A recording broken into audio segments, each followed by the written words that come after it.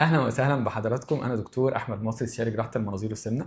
النهارده ضيفتي امنيه، بطله الحكايه زي ما بنقول. النهارده سنه ما شاء الله. ممكن بقى نحكي للناس، قولي الحلو والوحش، قولي كل اللي انت عايزاه. الحوار بدأ من سنة.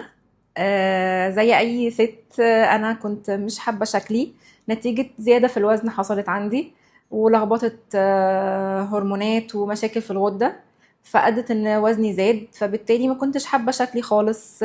حاسة لبسي مش داخل فيا، اضطريت أجيب حاجات مختلفة خالص بتكبرني في السن. فاضطريت فكرت شوية، بس في الآخر خدت قرار إن أنا هروح لدكتور أحمد المصري ونشوف ايه الانسب بالنسبه لي. وهو وقتها اقترح عليا عمليه التكميم، وبالفعل خدت القرار وعملت العمليه.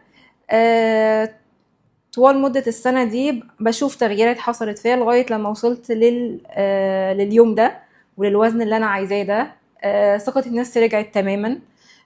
بلبس اللي أنا حباه، حابة شكلي جدا. سيلف كونفيدنس بقى رجعت لي تاني.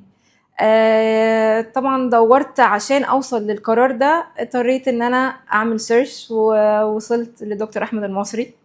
اختيار طبعا احسن اختيار انا اخترته.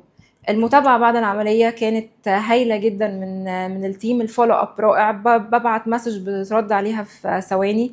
وطبعا الفولو اب مع دكتور احمد ازاي بيشجع الواحد ودايما بيكيب يو اون تراك الصراحة. ما شاء الله عليكي. بص، انا مبسوط باللي انت وصلتي له، انت شاطره جدا، وكويس انك قلتي للناس موضوع فكره السيلف كونفدنس، لان في ناس ما بتبقاش مرتاحه لما بعد ولاده، بعد حمل، اه، بعد هرمونات، بعد غده، بيخرجوا بره اللي هو كان متعود عليه. العمليه فعلا بتساعده يرجع للحته الكومفورت زون بتاعته، يبقى مبسوط بيها.